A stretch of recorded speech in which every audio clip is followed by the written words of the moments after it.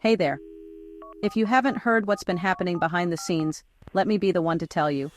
I'm Marika, the founder of the Consumer Protection Political Action Committee. I'm here to tell you what I found hidden inside Nevada's energy system.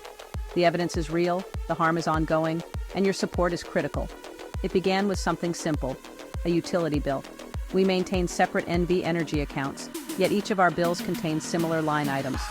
As I compared bills, filings, and financial documents, everything changed.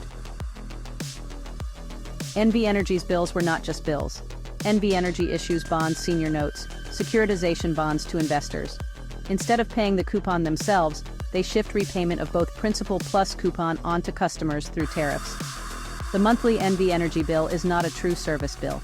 It functions as a debt recovery mechanism that repays NV Energy's investor obligations, not your energy usage. What you think is your energy bill is not actually a bill. It's the company charging you for the loans they took out with investors. NV Energy reclassified costs as regulatory assets, added interest-like carrying charges, issued corporate bonds, then made the public repay them. NV Energy converts prior period fuel and power costs into regulatory assets, interest-bearing receivables, and recovers them from customers over time. This confirms interest-bearing nature of deferred energy accounting adjustment balances, an undisclosed coupon stream. NV Energy created something else entirely. Public Utilities Commission Nevada approved every mechanism.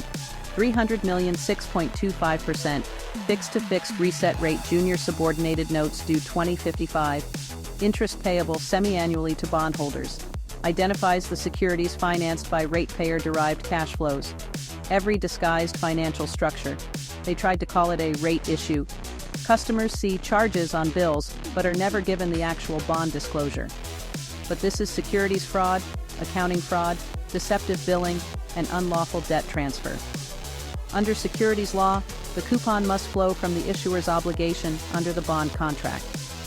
When NV Energy shifts the coupon to ratepayers, customers, without disclosing it as a debt repayment obligation, then the coupon no longer matches the bond. The Supreme Court ruled repeatedly that agencies must justify decisions, and utilities cannot impose unjust or undisclosed financial burdens. Here are the precedent cases where the courts have already condemned this same unjust behavior. Motor Vehicle MFRS v. State Farm. Agencies must examine the evidence. PUCN did not. Goldberg v. Kelly. Due process requires meaningful review. NV Energy denied it. Burlington Truck Lines. Agencies must explain their actions. PUCN never did. Northern Natural Gas unjust rates are illegal. These rates are unjust. Hope Natural Gas. The end result must be fair. This is not fair. I contacted every major agency, Securities Exchange, Federal Energy Regulatory Commission, Federal Communications Commission, the Attorney General, the Governor, oversight divisions. But complaints don't fix corruption, they only record it. By splitting the bond that is issued in NV Energy's name and the coupon is billed in customers' ratepayers' name, creates constructive fraud. NV Energy is committing bond fraud by detaching the bond obligation from the coupon obligation. The bonds are issued in NV Energy's name, yet the coupons are imposed on the customers, ratepayers without disclosure or consent. This creates a misalignment between the bond instrument and the coupon repayment stream, constituting misrepresentation and fraud under securities law principles. NV Energy is allowed to treat bond receivables as enforceable assets, but if the customer ratepayers owe them, they face disconnection.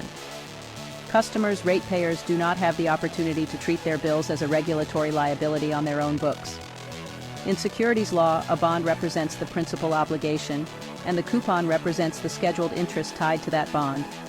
The bond and the coupon must match. The issuer, NV Energy, is responsible for both.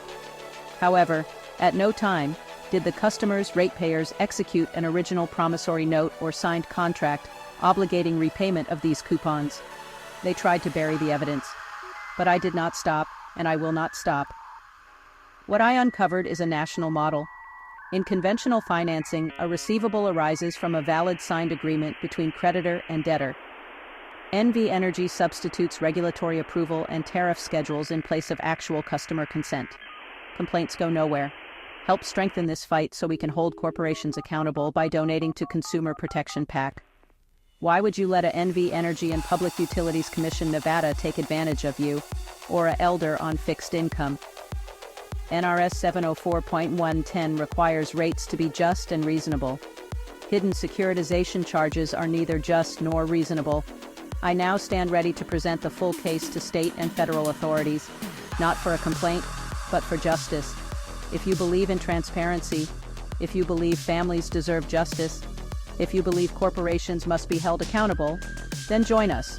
Your donation, tax-free deductible, helps us take on billion-dollar corporations and the agencies protecting them. Visit consumerprotectionpac.com and stand with us in this fight.